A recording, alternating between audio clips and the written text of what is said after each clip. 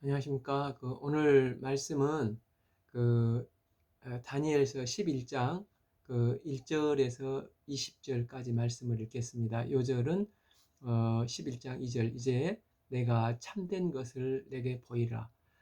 보라, 바사에서 또 새 왕들이 일어날 것이요 그 후에 넷째는 그들보다 심히 부요할 것이며 그가 그 부요함으로 강하여진 후에 모든 사람을 충동하여 헬라 왕국을 칠 것이며, 다니엘 11장은 남방 왕과 북방 왕의 싸움이 그려져 있습니다. 어, 10장이 이제 대략 아웃라인을 잡아줬다면 11장은 마치 이 세계사를 꼼꼼히 공부하듯이 구체적으로 다니엘에게 앞으로 일어날 미래를 말씀해 주고 계십니다.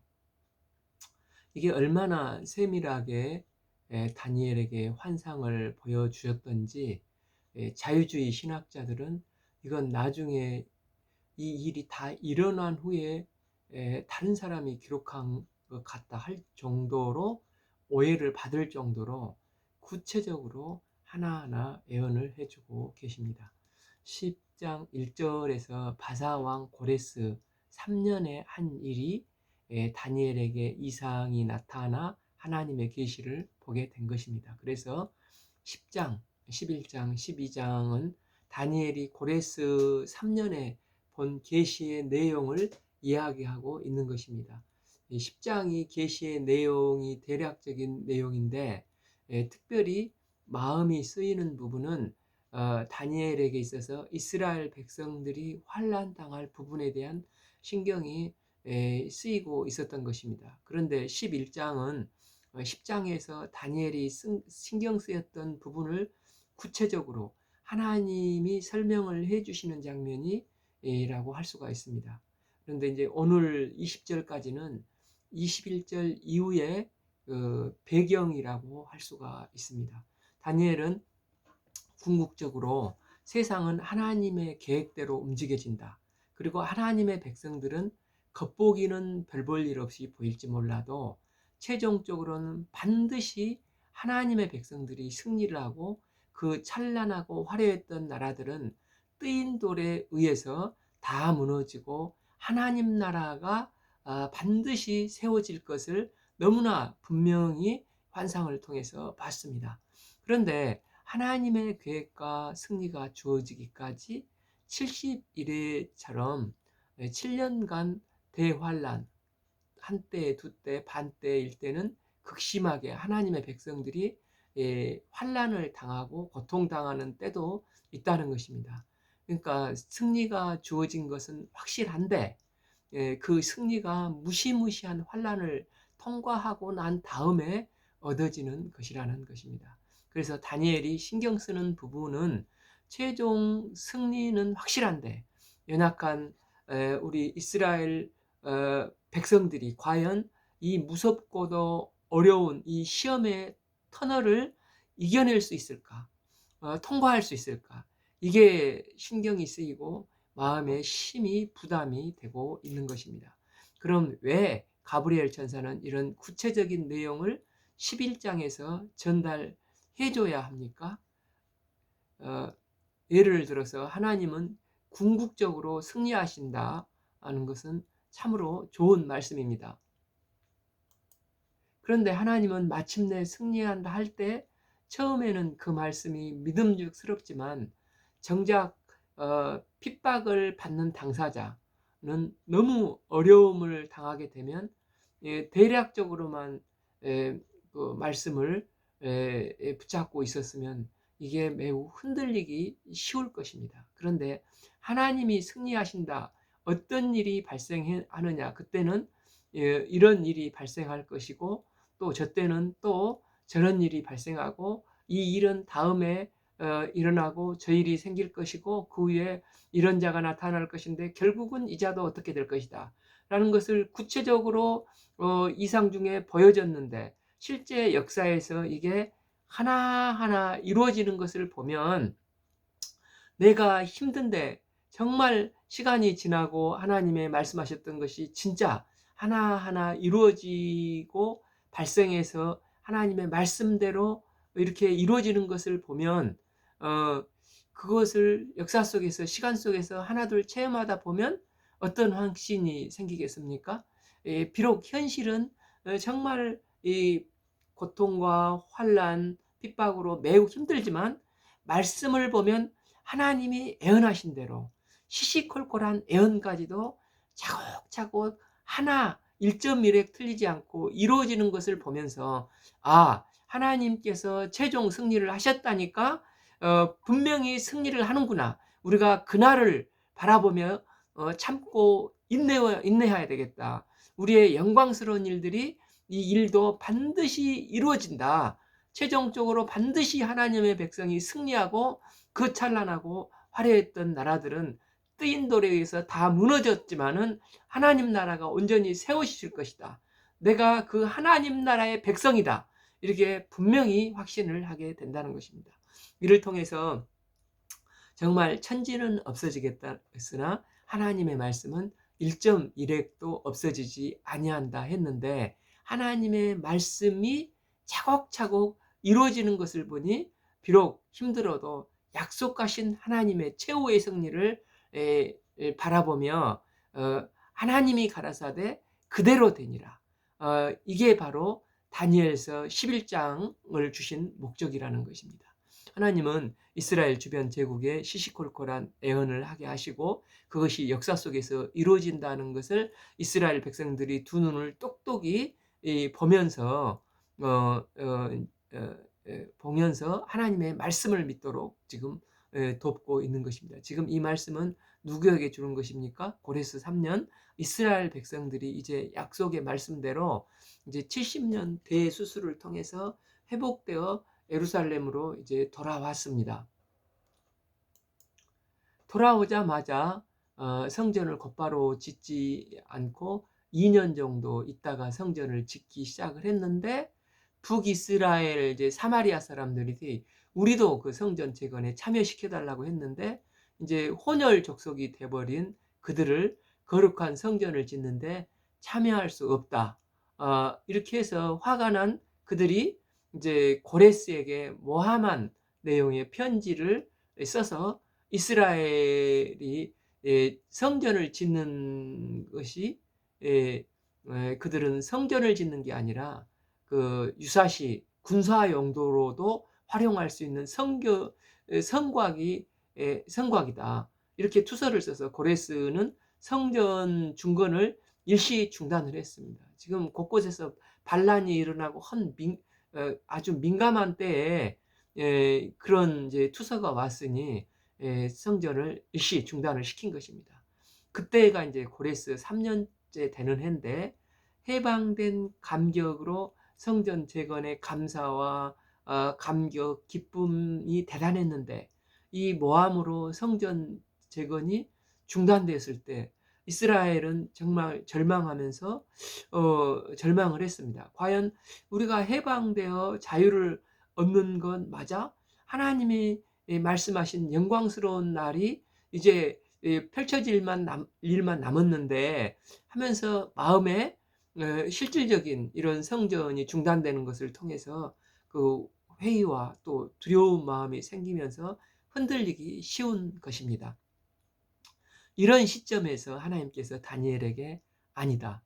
너희가 어려움을 당하고 있지만 궁극적으로 2장에서 말씀하셨듯이 뜨인 돌이 일어나서 세상 나라가 무너뜨려질 것이고 또 7장에서 무시무시한 짐승들이 있었지만 결국은 다 멸망하고 말 것이고 9장에서 70일에 애냈던 바 같이 70일회가 끝나면 하나님은 반드시 승리한다 했듯이 이 일이 지금 너희들이 암만 어렵다고 해서 이 일이 이루어진다. 그런데 너희의 믿음이 흔들리는 것을 보니 너희들에게 좀 더 구체적인 하나님의 예언들을 보여줄 필요가 있을 것이다. 이 예언들은 멀지 않는 시간에 너희들이 체험하게 될 것인데 그것을 체험하다 보면 결국은 하나님의 말씀이 얼마나 신실한지 말씀대로 세상이 이루어지는 것을 너희들이 확신을 하게 되고 또 내가 한 말씀이 얼마나 진실된 말씀인지를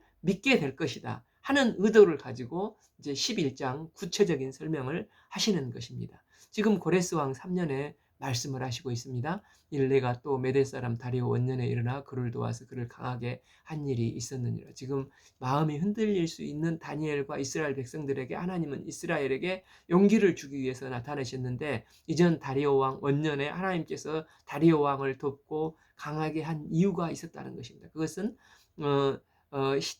이야기하는 시점으로 볼 때 과거에 이미 발생했던 사건으로 바벨론이 멸망하고 메데 파사에게 제국의 패턴이 넘겨간 것은 하나님이 그를 돕고 그를 들어 쓰시기 위함이기 때문이라는 것입니다. 이제 내가 참된 것을 내게 보이리라. 그러면 이제는 너희에게 앞으로 일어날 참된 것을 보여주겠다는 것으로, 참된 것은 진리로 진리의 하나님 말씀을 보여주겠다는 것입니다. 이 비 보라 바사에게서 또 새 왕들이 일어날 것이요. 지금 이 말씀이 주어진 때가 고레스 3년이라고 했습니다. 그러니까 고레스가 3년쯤 통치했을 때 곳곳에서 이제 반란군들이 독립운동이 일어나서 이걸 진압을 하다가 고레스는 카스피해 지역에서 전사를 하게 됩니다. 그 아들 캄비세스가 이제 2대 이제 파사 왕이 되는데, 그는 애굽 반란군을 또 진압하려 애굽으로 진군을 했습니다. 그때 이제 바벨론에 왕이 없는 때 그 신하 중에 가오마타라는 그 왕의 동생이 반란을 일으켰다고, 이제 이제 가오마타라는 사람이, 신하가 왕의 동생이 반란을 일으켰다고 캄비세스에게 이제 유언비어를 퍼뜨려 급히 이 캄비세스가 전쟁 중에 다시 회군을 하고 참 동생과 전쟁을 하는 사이가 돼버립니다.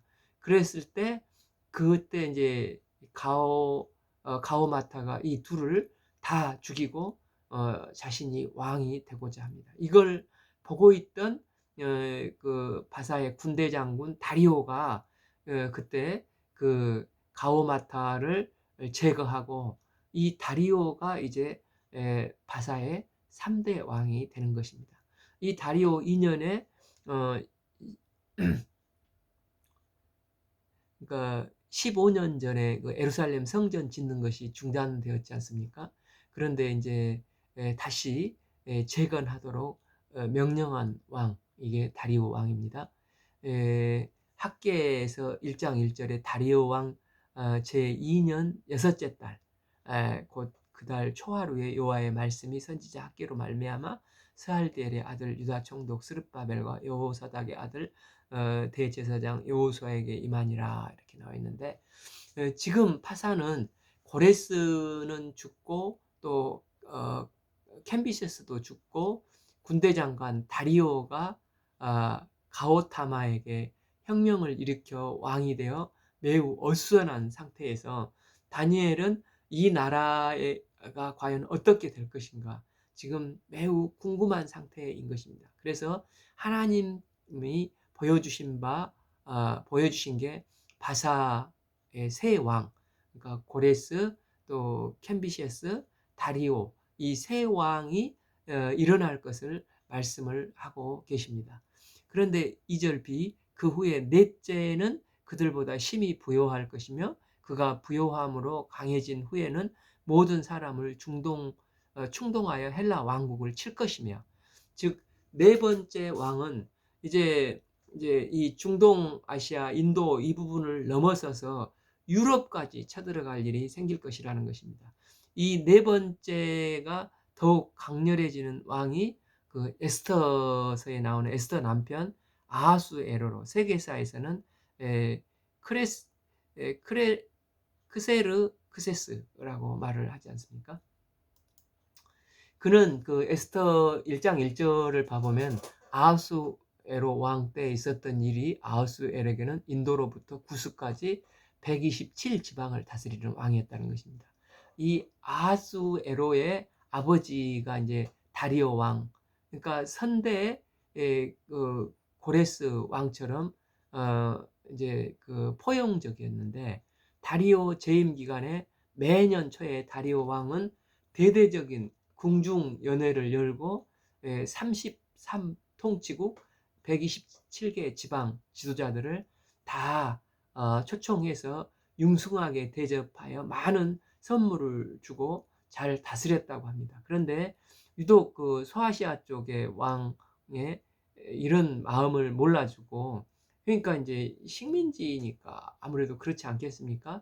기분이 이제 그 다리오 왕이 언짢게 됐는데, 알고 보니까 그 중심에 이제 아테네가 있었던 것입니다. 그래서 아테네를 징벌하고자 BC 490년경에 전쟁을 했는데, 우리가 잘 아는 그 마라톤 전투에서의 전쟁, 이게 그 전쟁입니다. 그런데 이 전투에서 다리오가 어이없이 대패를 해버리고 다시 이 전쟁을 만회하려고 준비를 하다가 그는 거기서 죽습니다. 그래서 이제 BC 480년 그 아들 이 4대 아하수에스 왕이, 즉 에스더 남편 아하수에로 왕으로, 그도 이제 아버지의 유지를 받들어서 원수를 갚고자 그리스를 치고자 3년간 군대를 준비를 해서, 이번에는 그 육군이 70만 명, 군함이 1,400척, 도합 한 100여만 명의 대군을 이끌고 그리스를 징벌하고자 전쟁에 나갑니다. 지난번에 이제 에스더서 읽었을 때에도 말씀드렸는데, 테리모 필레 계곡에서 영화 그 300에 나온 헬라의 스파르타와의 전투가 그 영화 300의 내용이지 않습니까? 거기에 그 관대하다, 나는 관대하다 하면서 나오는 대머리 왕이 아하수에로 왕인데, 이 협곡에서 전투를 하는데 스파르타가 300명이 이 3일간 전투에서 약 그 2만 명의 바사군을 죽였지만 300명 전원이 다 장렬하게 전사를 하게 됩니다. 지금도 그곳에 보면 관광지가 있는데, 비문에는 지나가는 길손이여 조국 스파르타에게 전해다오, 우리는 조국을 지키기 위해서 여기서 죽었노라, 이게 써 있다고 하지 않습니까? 그 3일간 아테네는 이제 시간을 벌게 해줘서 그리스 장군 데미스토클레스라는 유명한 장군이 이 3일 동안 전 시민을 이 살라미스 해협으로 이동시키고 400척 전함을 명량해전처럼 숨겨뒀는데, 그곳에 이제 물살이 매우 세고 매우 좁은 곳이었다고 합니다. 한편 이제 바사군이 아테네에서 진군해 보니까 아테네가 텅 비어 있어서 바사는 홧김에 그때 이제 그 신전을 다 불살르고 심지어 개 고양이도 다 몰살시켰다고 합니다. 이때 영화 302, 아테네와 싸움은 이제 해전으로 살라미스에서 그리스 데미스 클레스가 좁은 해협을 이용해서 싸워서 이 바사 군대가 대패를 해버리고, 그러니까 이제 육지의 보급로가 끊기니까 육지전에서 바사군은 또 안패를 하는 것입니다. 이게 본문으로 돌아와서 지금 다니엘의 환상을 볼 때가 고레스 3년 BC 537년경입니다. 이때 그 세 왕이 일어나고 네 번째 부요한 왕이 BC 486년 아하수에로 왕이 일어납니다. 그렇다면 미래 50년 후에 일어날 일을 하나님은 지금 이 다니엘에게 말씀을 하고 계시는 것입니다. 3. 장차 한 능력 있는 왕이 일어나서 큰 권세로 다스리며 자기 마음대로 행하리라. 여기서 장차 한 능력 있는 왕은 또 헬라에서 일어나는 알렉산더 대왕을 말을 합니다. 이 아하수에로 왕이 헬라를 침입하고 나서 이 전쟁 후에 아테네와 스파르타는 맹주 쟁탈전을 위해서 30년 이 펠로포네스 전쟁을 하다가 이제 힘이 쭉 빠집니다. 그 힘이 빠지니까 나중에 그 사도 바울의 고향이었던 다소, 즉 더베가 잠깐 또 그것의 전쟁에서 승리를 하다가 최종 변방국인 마게도니아가 그리스 반도 전체를 통일을 하고 한 능력 있는 강한 왕인 알렉산더 대왕이 등장해서 150년 전에 그리스 반도를 유린하였던 원수를 갚는다는 명목으로 이제 페르시아에 나가서 이제 이수스 전투 등 바사를 이제 쑥대밭으로 만들어 버렸지 않습니까? 그런데 그전 이제 아테네의 그 데미스토 클레스 장군이 3일 동안 전 시민을 살라미스 해협으로 피신시키면서 이제 아테네가 텅텅 비어 있으니까 이게 막 그 바사군들이 화가 나가지고 그래서 다 거기 다 불살랐다고 했지 않습니까? 이것 때문에 알렉산더 대왕은 원래는 이방 문화를 존경을 해줘서 거기를 그대로 항복만 하면 보존을 해주는 사람이었는데 유일하게 이 바사의 수도 페르세폴리스만큼은 다 불태워버리고 철저히 보복을 합니다. 알렉산더는 그 7장의 신속한 표범처럼 순식간에 그 중동을 마음대로 좌지우지하고 쑥대밭으로 만들었는데 그는 이제 BC 336년경에 페르시아를 완전히 접수를 하고 이제 바벨론이나 페르시아가 수십 년에 했던 것을 알렉산더는 불과 13년 만에 전 세계 그 당시 세계를 헬레니즘 제국을 건설을 합니다. 그러나 그가 강성할 때 그 나라가 갈라져 천하사방이 나누어질 것이나 그의 자손에게로 돌아가지 아니할 것이요 또 자기가 주장하는 권세대로 되지 아니하리니 이는 그 나라가 뽑혀서 그 외에 다른 사람들에게도 돌아갈 것입니다. 그러니까 알렉산더가 인도 원정 후에 갑자기 죽게 되는데 그 부하들로 인해서 4개 제국으로 나눠지지 않습니까? 지금 다니엘은 고레스 3년 485년에 예언을 했는데 4나라로 갈라진다는 게 BC 336년에서 290년경이니까 벌써 말씀이 주어진 때로부터 150년이 이미 지난 때입니다. 그러니까 미래에 일어날 일인데 한 능력 있는 왕이 강성할 때 4개로 갈라질 것이라고 예언을 했는데 그 말씀이 그대로 뭐 2나라라 하면은 우연이라고 할 수 있겠지만 또 3나라도 아니고 진짜 예언대로 4나라가 갈라지고 그 자손에게 또 계승되지 않는다고 했는데 그것도 알렉산더는 그 젊기 때문에 자녀에게 계승을 안 했습니다. 그래서 그 급사했기 때문에 그 또박또박 이 말씀이 다 이루어지는 것입니다. 이걸 우리가 어떻게 우연이라고 할 수 있겠냐는 것입니다. 이는 하나님의 계시를 받는 다니엘이니까 할 수 있는 것입니다.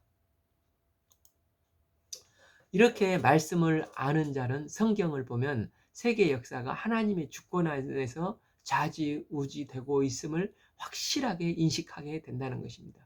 이 4나라가 나눠지는데 마게도니아는 카산더, 소아시아는 리스마크스, 시리아는 이제 셀루쿠스, 이집트는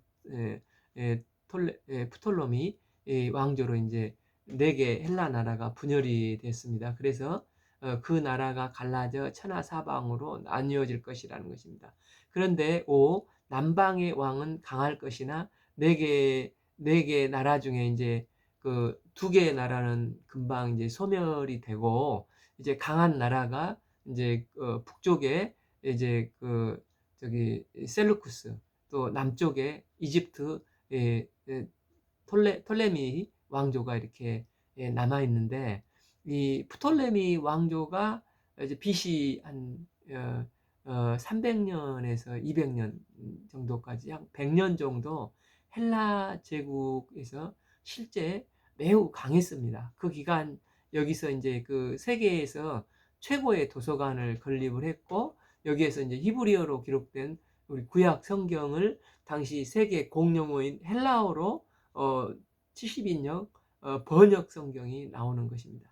하나님의 섭리 가운데 이 역사가 이루어지게 되는데 프톨레미 2세의 명령에 의해서 율법서를 헬라어로 번역한 사람이 70명의 제사장들을 선발해서 그들로 하여금 번역 작업이 이루어졌고 이로 세계 이방인들과 흩어진 이제 디아스포라들이 구약 성경을 읽게 되는 것입니다.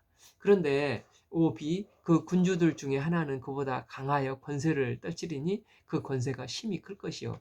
이 말은 이제 그 네 개국 중에 처음에는 남방 톨레미 왕조가 강했는데 그러다가 갑자기 또 북쪽에 있는 셀루쿠스 왕조가 강해져서 권세를 떨치게 되는데 그 권세가 심히 클 것이라는 것입니다.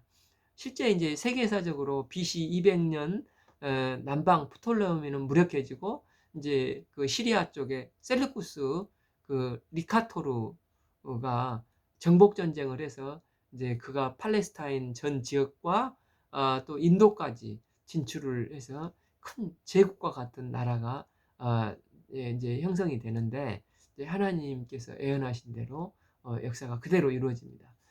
몇 해 후에 그들이 서로 단합하리니 곧 남방 왕 딸이 북방 왕에게 가서 화친하리라.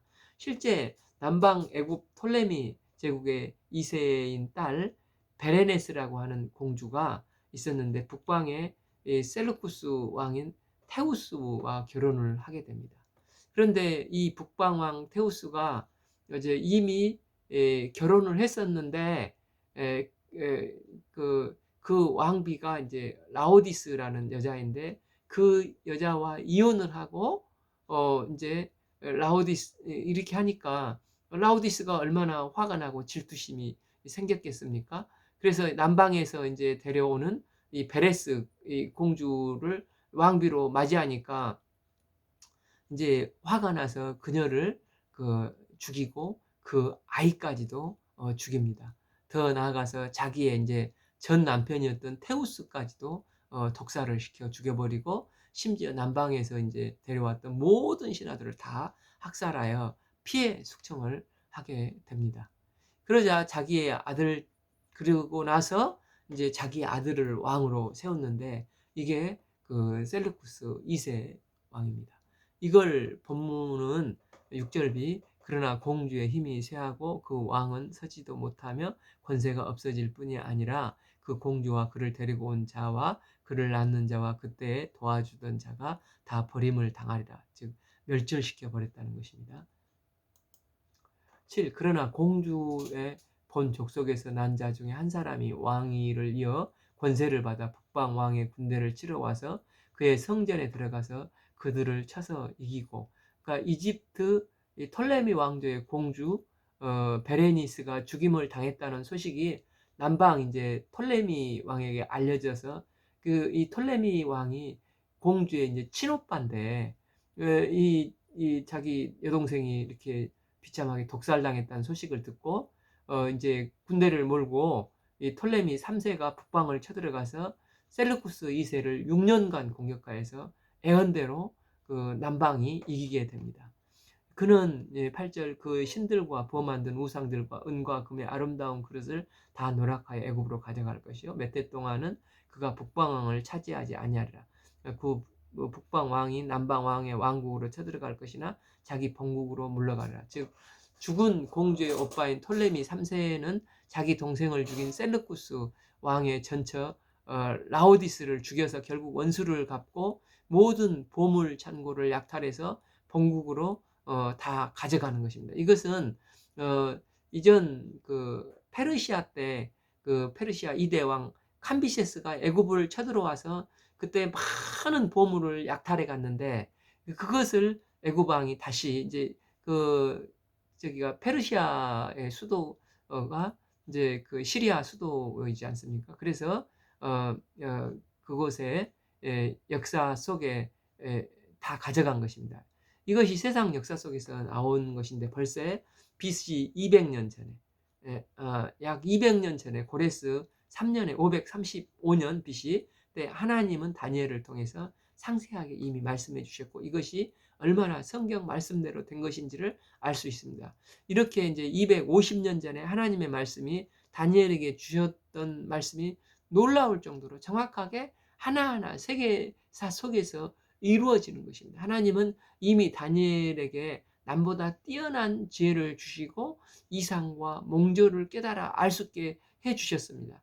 그리고 전에 그 창세기의 요셉도 분명한 꿈을 주시고 그 꿈을 해석했는데 그대로 꿈을 통해서 하나님이 계획하셨던 구속 역사를 진행시켜 나가시지 않습니까? 이처럼 인류 역사를 주관하신 하나님은 다니엘을 통해서 이상을 보여주시고 예언을 하게 그 말씀하신 대로 그 역사 속에서 하나하나 이루어 가셔서 역사의 주관자가 되시는 분이십니다.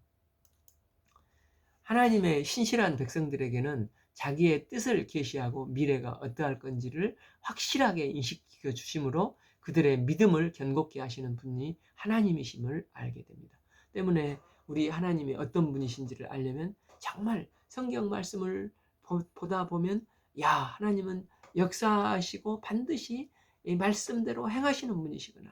그리고 역사의 주관자가 되시는구나. 하나님은 오래전에 미리 손바닥 보듯이 이 인류 역사를 다 아시고 계시는 것입니다.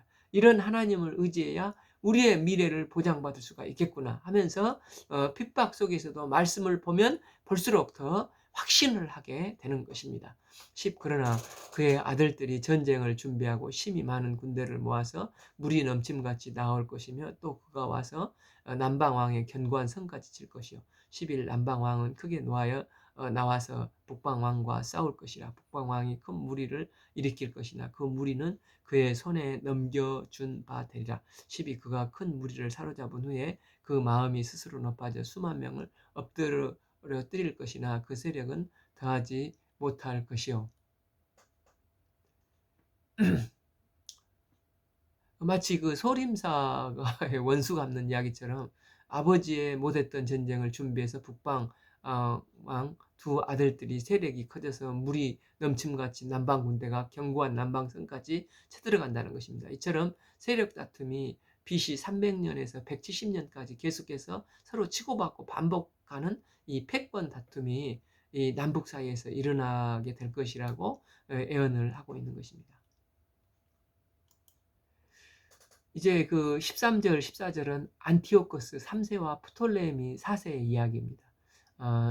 13 북방왕은 돌아가서 다시 군대를 전보다 더 많이 준비하였다가 몇 해 후에 대군과 많은 물건을 거느리고 오리라. 14 그때 여러 사람이 일어나서 남방왕을 칠 것이요 내 백성 중에 포악한 자가 스스로 높아져서 환상을 이루려고 할 것이니 그들이 도리어 걸려 넘어지리라.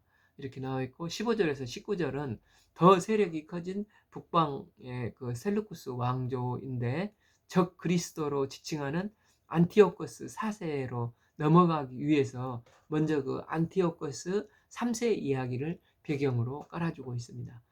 15 이에 북방 왕은 와서 토성을 쌓고 견고한 성읍을 점령할 것이요 남방 군대는 그를 당할 수 없으며 또 그가 택한 군대라도 그를 당할 힘이 없을 것이로다. 16 오직 와서 치는 자가 자기 마음대로 행하리니 그를 당할 사람이 없겠고 그는 영화로운 땅에서 살 것이요 그의 손에는 멸망이 있으리라. 17 그가 결심하고 전국의 힘을 다하여 이르렀다가 그의 화친할 것으로 그 여자의 딸을 그에게 줘 그 나라를 망하게 하려 할 것이나 이루지 못하리니 그에게 무익하리라. 그러니까 북방에서 안티오코스는 이제 작은 딸을 프톨레미 왕에게 시집 보내서 내심 평화적으로 중동의 패권을 잡아보고자 참 머리를 쓰는데 문제는 이 딸 이제 우리가 알고 있는 클레오파트라가 아니라 이제 그 클레오파트라가 시집을 가서 자기 남편 프톨레미를 너무 사랑을 해서 오히려 아버지의 계획에 배반을 하는 것입니다. 이 프톨레미 왕제에 딱 붙어버리는 것입니다. 18 그 후에 그가 얼굴을 바닷가로 돌려 많이 점령한 것이니 한 장군이 나타나 그의 정복을 그치게 하고 그 수치를 그에게 돌릴 것이로. 여기서 그 한 장군은 로마 장군입니다. 그 BC 219년에서 216년제 3차 그 로마 그 포에니 전쟁에서 한니발을 물리친 로마 장군이 그 스키피오지 않습니까?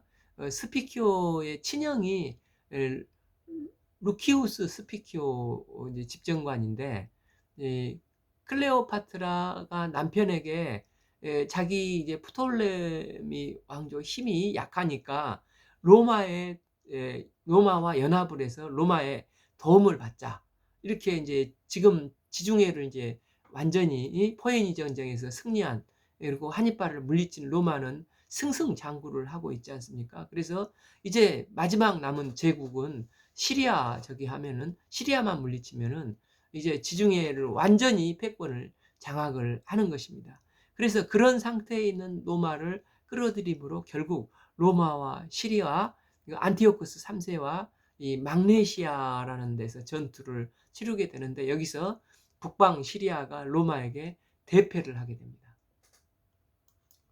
그 당시 로마는 포에니 전쟁이 끝나고 하니발 장군을 물리치고 지중해 이제 해상권을 완전히 장악한 스피키오와 그 친형 루시우스 스피키오에게 이제 mag네시아 전투에서 대패를 하고, 이제 전쟁 배상금으로 5천 달란트 또 20명의 인질을 보내는 조건을 다는데, 그 인질 속에 이제 나중에 그 적 그리스도가 되는 동생 안티 안티오커스 4세가 그 포함이 됩니다. 이처럼 안티오커스 3세의 계획이 딸로 인해서 오히려 그에게 무익하게 될 것이라는 것입니다. 19, 그가 드디어 그 얼굴을 돌려 자기 땅 산성으로 향할 것이나 거쳐 넘어지고 다시는 보이지 아니하리라. 이스라엘은 남방이 강할 때는 남방에 의해서 지배를 받았고, 또 북방이 강할 때는 북방에 의해서 지배를 받고, 늘 남북의 지배를 받았을 뿐이지 한 번도 남북을 지배해 본 적이 없습니다.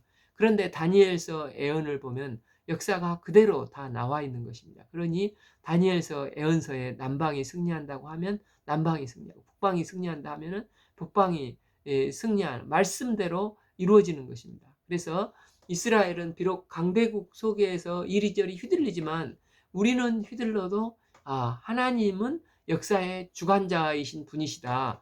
이런 이제 많은 나라가 흥망생사를 하지만 결국 뜨인 돌이 다 무너뜨리고 하나님 나라가 최후에 승리하게 될 거라는 다니엘의 애언을 믿고 이제 그들은 메시아를 기다리게 되는 것입니다. 그러면서 이제 세상의 진정한 그 주관자는 세상의 왕이 아니라 하나님이시고, 이 하나님의 관심의 대상은 뭐 북방이나 남방도 로마도 아니고 별 볼 일 없이 보이지만 하나님이 택하신 하나님의 백성이 하나님 구속 역사의 주인공이라는 것을 통해서 그들은 더욱 확신을 갖게 되는 것입니다. 20, 그 왕위를 이을 자가 압제자를 그 나라의 아름다운 곳으로 두루 다니게 할 것이나 이는 분노함이나 싸움이 없이 몇 날이 못되어 망할 것이요 하면서 남북이 패권을 놓고 치고받고 서로 복수하면서 싸움을 하는 것입니다. 지금 다니엘이 진짜 말하고 싶은 것은 남북이 어느 왕이 와서 싸우고 또 화친을 했고 이게 아니라, 다니엘의 관심은 거기에 있지 않고 제일 관심을 갖고 있는 것은 하나님의 백성이 물론 최후에는 반드시 승리하지만 승리하기 전에 당할 무시무시한 환란이 있다고 했는데, 그 부분에 다니엘의 관심이 집중되어 있는 것입니다.